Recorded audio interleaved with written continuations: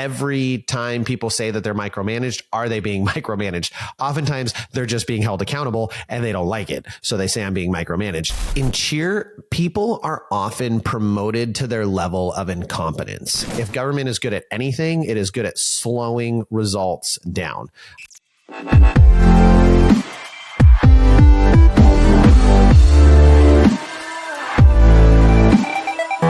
Hello, everyone, and welcome to another episode of the Cheer Biz Podcast. I'm your host, Dan Cotton, and today we are going to be talking about the challenge of finding managers and directors in the cheer industry. Now, before we get into the episode, head on over to Cheer Gym Owners on Facebook, All-Star Cheer Coaches and Owners on Facebook as well, and make sure you've joined those groups, and check out nextgenowners.com so you can learn more about how to join the Academy, and ngconferences.com to get signed up for our conference June 21st through the 23rd in Dallas, Texas. If you cannot make that conference, make sure you are checking back. We run at least 2 conferences a year, sometimes 3 when we do like one-day business builder events, and they are all awesome experiences. So you want to make sure that you are following that information and getting signed up so you are continuing to grow yourself as a gym owner. All right. So getting into the episode, the challenge of finding managers and directors, especially in the like all-star director or tumbling director. Tumbling director is one of the most interesting ones and probably where I'm going to talk a lot about it. So being an elite tumbling coach who is passionate about all levels of tumbling and a naturally great manager who knows how to lead their peers and communicate well and develop curriculum and organize that curriculum and put it out and train staff in an ongoing fashion and find ways to mentor and encourage staff to become better versions of themselves and take on a lot of autonomy for your tumbling program and just run that super effectively and grow it so you have hundreds and hundreds of kids coming in to tumble in your gym. And they just naturally are great about that. They just are fantastic. Is about as common as the lunar eclipse. It rarely, if ever, occurs. And in fact, I would argue that back in my young days, I was a pretty good tumbling coach. And I was going to college for military leadership. And I had experience leading small teams. And I still would have not been an excellent tumbling director right out of the gate. I just wouldn't have been exceptional at it. I would have made a lot of mistakes and a lot of missteps. But everyone seems to think that they can do it. I mean, there are so many tumbling coaches I've had over the years who are like, oh, I could run this better. Oh, I could do better. I could be a better manager. And in fact, it's not even just for tumbling coaches. It happens all the time in every industry, every group setting where people are leading others. Is there's always people who think that they can do it better without the true understanding. In fact, I got into owning our gym because I thought I could do it better. And now we do. Tori and I do it better than our previous owner. But for the first couple of years, we did some things better and we did a number of things not better. It was a tough learning process. As we get into this, number one is in cheer, people are often promoted to their level of incompetence. And it's not just in cheer, but it happens a lot in cheer, meaning you have a great athlete who is then promoted to being a great coach or being a coach. And you have those great athletes, some that suck at being coaches, they're completely incompetent at it, and some that are able to figure it out. And then you have your great coaches who then are promoted to being managers or directors, and then they aren't good at it and they fail and it eventually goes bad and you end up now letting them go or demoting them. And we oftentimes just keep promoting people until we find their ceiling of what they don't know, where they are incompetent. Now, I'm using the word incompetent very intentionally because incompetence does not necessarily denote incapable. It just means that you don't know it yet. You are incompetent in the information. So when I started as a business owner, I was relatively incompetent. Now I consider myself fairly competent, if not extremely competent, in how to run a cheer gym. But I had no idea how to do it at the beginning. I was completely incompetent. A kid coming into the gym who's never done tumbling before, never cheered before, they're incompetent. They don't know it, but they learn and they grow and they're coached and they're mentored so they can get to that level of competence and mastery at their level. And then they move to the next. So in cheer, we oftentimes promote people to their level of incompetence, and then we find ourselves going, man, they suck. Man, they won't do what they're supposed to be doing. They won't schedule the staff, or they won't do this thing, or they don't do iClass. Like we kind of expect them to just be as great as they were at this other thing when we promote them to something that has a correlation, but the bulk of the tasks aren't the same. We kind of set people up for failure.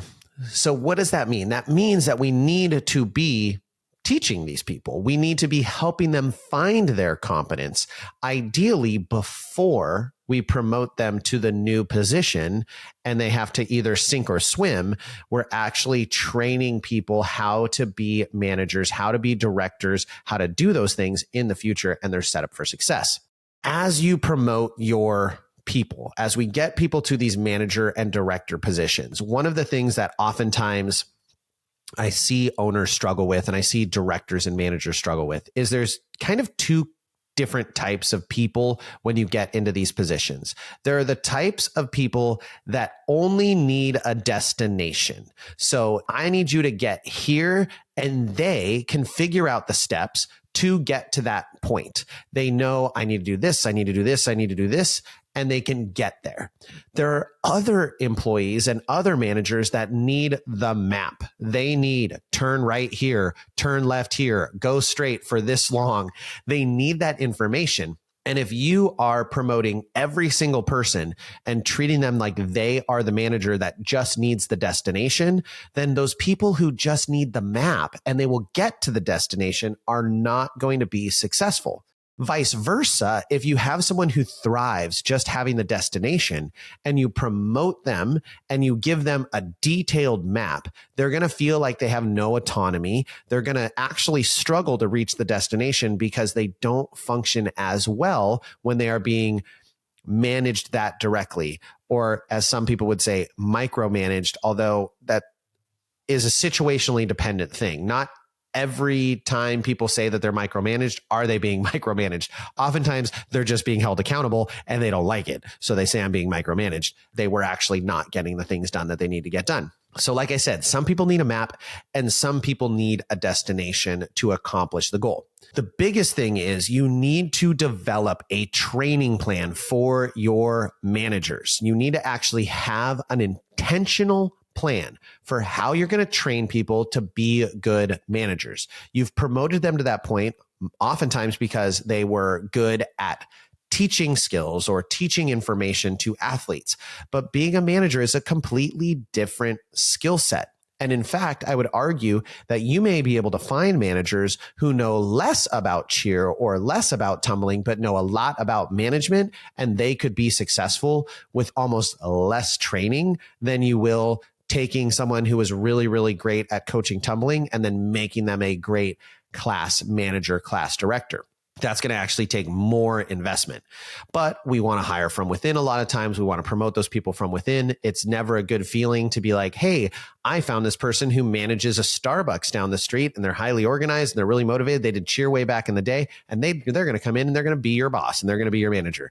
You know that your tumbling coaches, especially your higher tier ones who have a little bit more experience, are going to get all in a huff about it and get frustrated.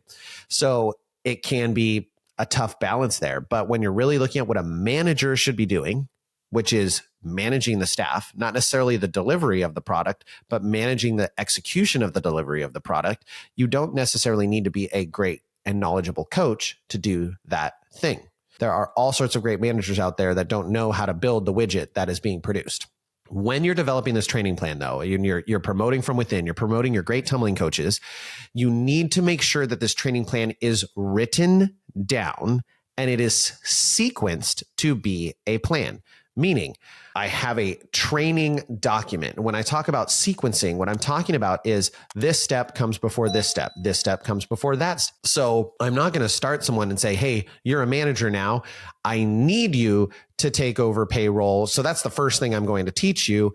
That may not be the correct sequencing. They first may need to know, how do you schedule your team? How do you build a class schedule? What are the considerations that we need to make in building your schedule? What is your budget? How many people do we put on classes? What are our left and right limits for needing to add an instructor? When do we cancel a class versus continue to host it due to enrollment? How do we go about standing up a new set of programming? Those kind of things might need to come before you go into running payroll and that process. Or maybe you need to get them hiring people. Okay.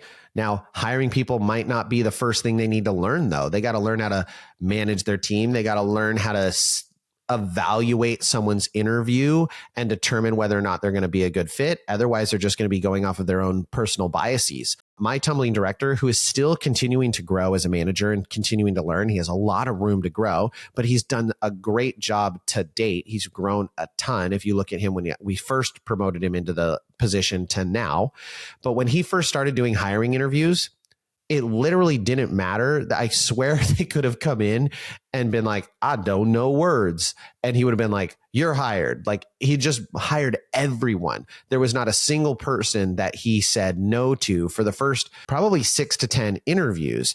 I think there were a few that definitely probably should have been said. Definitely, probably. That was a weird word there.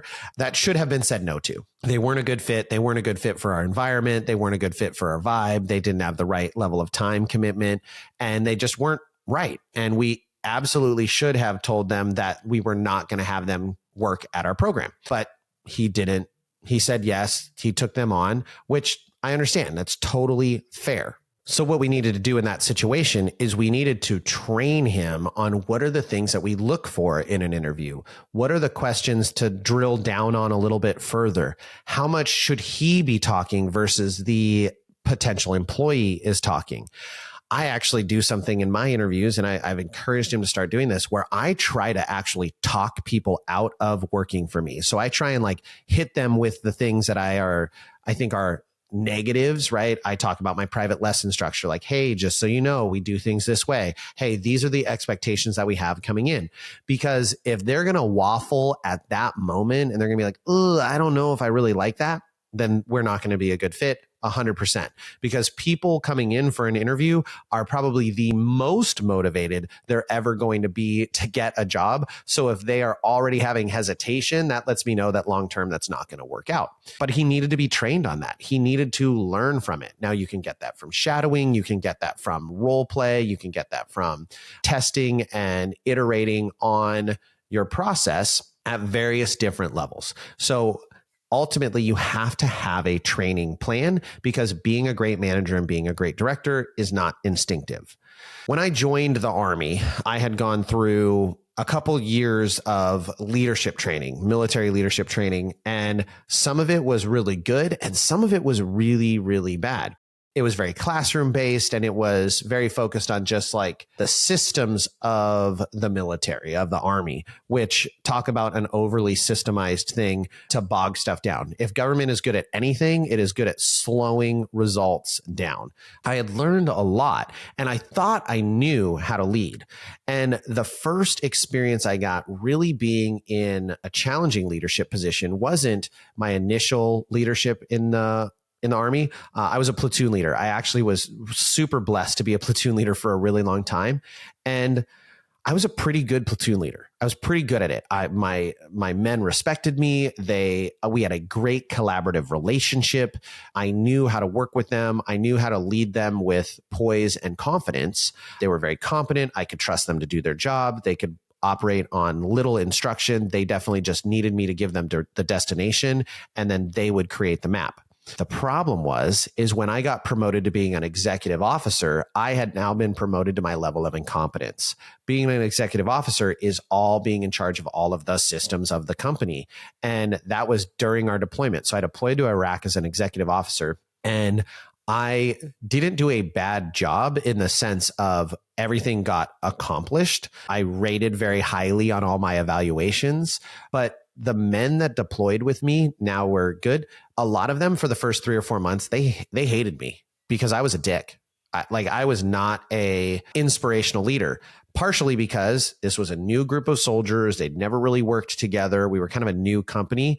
And I approached it like I treated my platoon, meaning I, just trusted them to do their business, and it didn't work out. Now, I didn't handle things the right way in terms of then I would hammer down on everyone as opposed to being smart, something I learned later, and going directly to the platoon leaders and letting them be the ones handling that. I didn't ever need to yell at the NCOs. I never should have.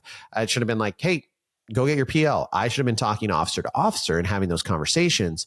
Unfortunately, because of the way things kind of ran in our company, and there were some other hitches and other challenges there, it didn't work that way. And so I wasn't doing a great job, and I was promoted to my level of incompetence. I didn't have anyone mentoring me. I didn't have anyone telling me, hey, do this, or recentering me. I feel like if I had just had a really great mentor say, hey, Dan, you're screwing the pooch on this, and all you need to do is tweak these couple things, because it wasn't that I wasn't smart or that I didn't kind of know what needed to happen. I knew the things that needed to be accomplished. I didn't know how to get the men to accomplish it because I wasn't used to working with that style of group where they needed a little bit more micromanagement. But the military is built for micromanagement. I should have been talking to the platoon leader, who then talked to the platoon sergeant, who then kicked his squad leaders into the line. And then that went all the way down to the team leaders.